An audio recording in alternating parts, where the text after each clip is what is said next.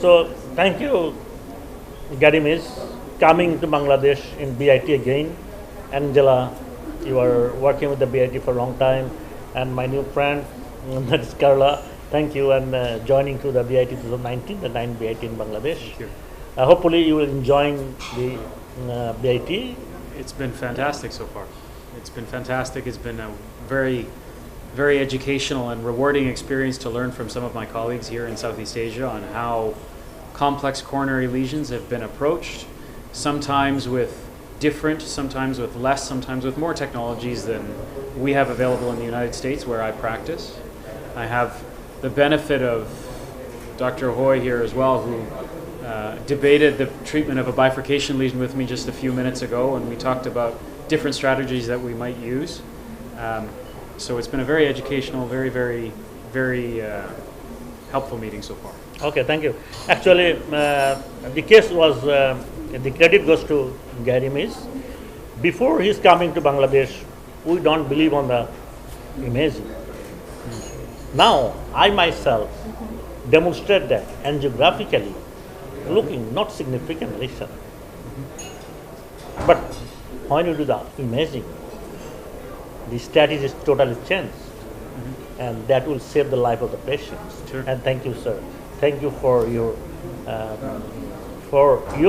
contribution in the BIT, and not only BIT in Bangladesh, not only Bangladesh in Southeast Asia, because BIT is now very popular in Southeast Asia, like Bangladesh, Calcutta, Nepal, Myanmar, Bhutan. They are also looking for making a program, satellite program of the BIT in Nepal and Kathmandu, and also the Maldives is also looking for. So every year, 1 year main meeting will be in Dhaka, second year will be one meeting in Calcutta, and another satellite meeting, midterm BIT meeting with a different part of Southeast Asia. So alternate year, it will be 2 meetings, and one meeting, main meeting is here. That's why we are here. And thank you again, sir. Give some tips and tricks and some. I was just sitting here listening to you talk and listening to Sanjog talk, and just just reminding myself. I was last here 2 years ago, and it's different. You get a sense that the level of knowledge has changed. In my particular area of interest, which is imaging, people are now not talking theoretical, they're using it. And sometimes it's almost better to take, rather than come to a new place every year, come to a place every couple of years, because then you really get it. You're impressed by how much things can change, and I think it's really to your credit. And it's all about education. If you don't teach people the alternatives that are available, if you don't teach them what is state of the art and standard of care in other parts of the world, they won't learn. Now, we like to think that we're such a global specialty that everybody knows what's going on every place. But that's really not 100% true, because not everybody has access to what's happening in Europe or North America. And it's impressive, how much has changed just in the last 2 years. Thank you. So Gery, I have a question for you, and then Afzalur, I'd like you to respond as well, and I'm sure Angela, you have comments. I grew up in Canada. That's a publicly funded healthcare system where some of the tools and devices that are commonly used in the United States where I now practice are not easily available, either because of funding within the system or because of a lack of familiarity with the tools because they're not available everywhere. So Gery, somebody who's helped define the complex coronary space and the imaging space, how do you decide in a resource difficult environment who gets intravascular imaging and who doesn't? And then Afzalur, how do you in practice make that happen? That is a very difficult question here. In Bangladesh, we have no insurance coverage. That patient has to pay by himself or themselves. and very less penetration of the imaging.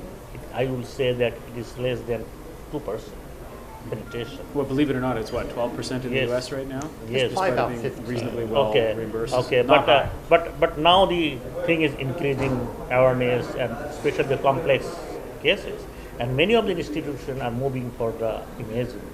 Initially, it is only one. Now maybe the 10 institutions may be coming as it will moving around more and more. When the people are realizing that it is very necessary, and patient is also thinking that it is necessary, then definitely it will increase. It will give the great impact to our doctors. That's important. Awareness, and also the awareness to the patient, awareness to doctors, and if insurance cover is coming up, then it's fine. Yeah. Go ahead, Angela. No, I was just thinking this meeting for a few years, and I've noticed a definite change in the way that cardiologists here are looking at problems. They're looking at it in a much more scientific, academic way, and I think that's all credit a lot to this meeting, because every time I come, I'm always really encouraged by the amount of discussion. Lots of the audience will ask questions, the panelists ask questions, there's lots of discussion and debate and learning, and I think from there you can see, okay, we have the evidence, we need imaging, and so now you have imaging, and I have the privilege of having now visited your lab and done a case in your lab, and I can see, that the cath lab is so well organised with staff that know what they're doing. They know they have to check the ACC. They know that they might need to give more heparin. They make sure that the patient is stable. They flush the IVUS catheter. They know what they're doing with the way that they're organised and the amount that they've learned. I mean, it could be a cath lab in the States or in the UK or anywhere, and that's a noticeable change. And I think that it means that the quality of the care potentially on offer is on a par. So let's go back to Sanjog's question for a second, because I think there are two parts to it. One is scientific and one is economic. I don't understand why most PCI products are less expensive outside the U.S. than they are in the U.S., even though they're made by American companies, with one exception, imaging, where it flips, where the cost that we pay for an imaging catheter, an IVUS catheter is what, $500 in the U.S.? Yeah. Wow. Is that all? Is that all? Is that okay, incredible? we pay a lot Up to more than that. $1,000, but yeah, $500. I mean, the newer IVUS is about $850, $900. Yeah, we pay Okay. a lot more than that. So. Right. So I mean, so why is a stent, a U.S. stent, less expensive outside the U.S., but a U.S. IVUS catheter more expensive outside the U.S.? I just don't understand It's that. bananas. Yeah. Now, in terms of when you use it, my general rule of thumb is very simple. We know what high-risk patients are. We know patients who are high risk for stent thrombosis and high risk for restenosis, even in the current era of second-generation DES. We've got all this clinical data. When the risk factors start becoming multiples, that's when you should. I sense a paper here, right? An IVUS score or an imaging score. The challenge is to take all these risk factors and make them make sense. And I have There's seen so one many. paper that it shows that it is not expensive. Rather, it is a savings the money. Well, That is your paper, or no. There's actually one economic study that's come out of Italy. Yes, Italy. And it indicated when it was actually cost saving. And it's again It's the cost high risk saving. patient, situation, the diabetic, the patient with underlying renal insufficiency, the ones at high risk for for events and so on. Yeah. But I think you make a very good point, because I think in this forum we've heard before from industry, from the worldwide global leaders of industry actually say they want to support developing countries in terms of delivering high quality intervention. And I guess maybe there is room for manoeuvre in terms of companies supporting some of these developments. Not just from a financial point of view, but also ensuring that when new technology arrives, such as iris, everybody's well trained. You know, there's no point putting an iris Lots of at it, you don't know what experience, you're looking at. Absolutely. So you've got to have all of that infrastructure there to really make sure that all of the staff know what they're doing, why they're doing, you know, what they...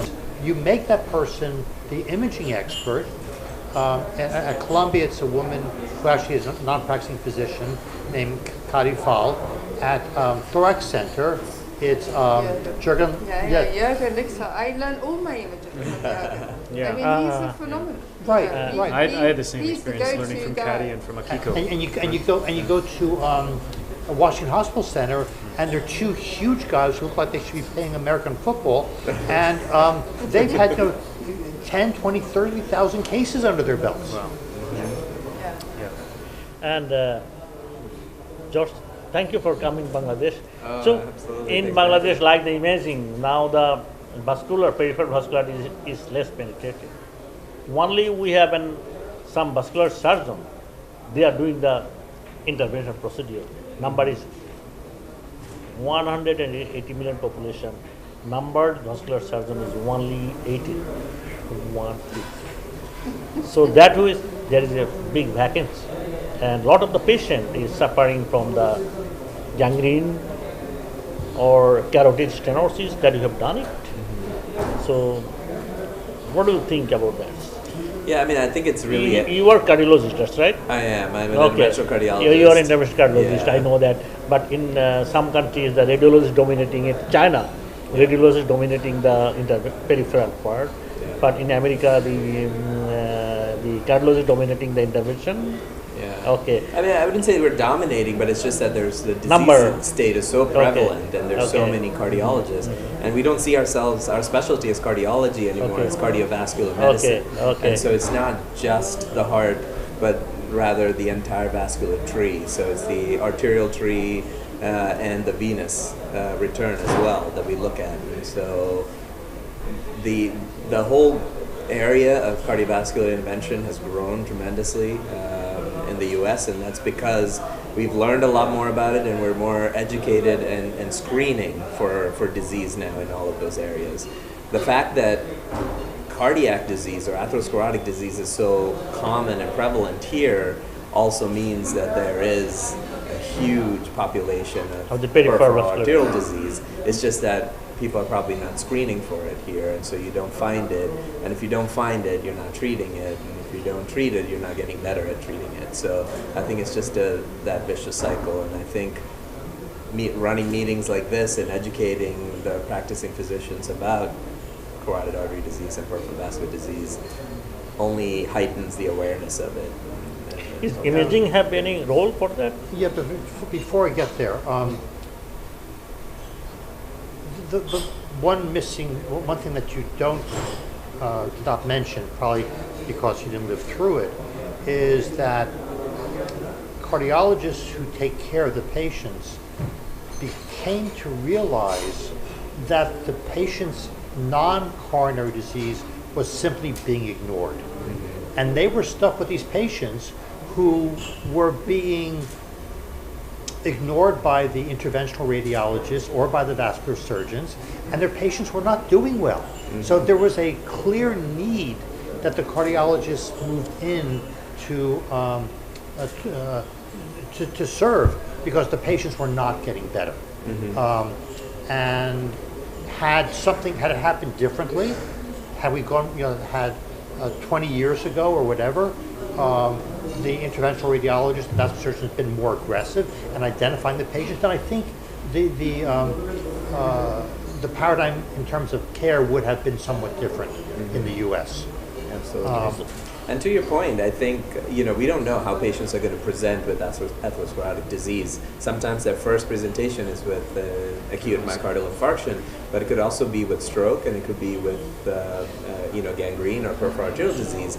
And the idea here is that early discovery of atherosclerotic process in a patient leads to better medical management. Even if you're not doing the intervention, it is important to be aware of the disease state in the patient. And I think that's where this really comes in educating our practitioners about, knowing how to screen and then evaluate for. So I have a very provocative question to you. Do you think that cardiologist can do better than vascular surgeon or radiologist in the field of the peripheral? Plenty of meat to go. What do you think? Well, I think Because you are cardiologist. Yeah, I'm obviously biased, but I think it all depends on what your training involves. And I think, as an interventional cardiologist, we are taught to move wires, catheters, and devices through moving organs that has a complexity to it, and we get really good at it because we're doing it all the time. That's not to say that radiologists or vascular surgeons can't do it, but they have to be trained and they have to have the expertise in doing it, and I think that's what comes into play. And if an interventional cardiologist is doing this all the time, and they're able to do that in the peripheral space as well, then I think that skill set is there. I have to add something to that, though. Yeah. I mean, I think the not all roads lead to Rome. Not all things are created equal. And so if you have an interventional cardiologist who's very good at the technical aspects of things and understands vascular medicine, those skills translate really nicely out of the heart and into the peripheral vascular space because you have a still non-hemodynamic group of vessels. That's very different than someone who works in the peripheral vascular space moving into the cardiac space, because that becomes a combination of intervention, physiology, clinical cardiology at the bedside, hemodynamic monitoring, hemodynamic management. And so the key statement that you made was that your training really has to prepare you for what you're going to do, whether you're a cardiologist, a vascular surgeon, or an interventional radiologist. No sooner would I, as an interventional cardiologist who knows how to move catheters and wires very well, be comfortable embolizing a liver tumor than should an interventional radiologist be comfortable doing an LAD. Yep. The key is making sure that we are all educating one another to bring global practice up, but also to make each and every one of us individually the best operator. George, you have a question?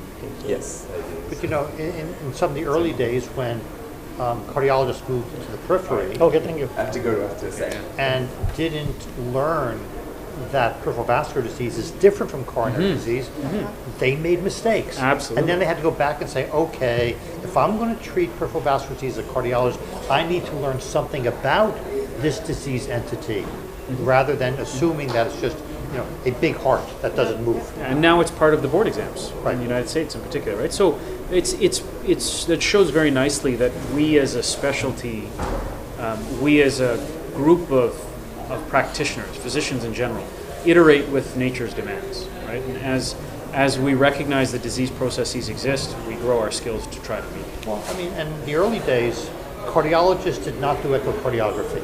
Yes. Okay, cardiologists did not do nuclear medicine or CT. And then they realized that their patients were not getting the kind of service that was required. Well, this is what CHIP is, right? The whole concept of complex So- coronary intervention, that's CHIP, moving into an area where the cath lab never used to touch and the surgeons couldn't touch. Now treating that group of patients, dealing with that unmet need. So can we come to a conclusion that cardiologist has a responsibility for the peripheral beside the coronary, and also responsibility for the echo, responsibility for the CIS patient, responsibility for the nuclear scanning also?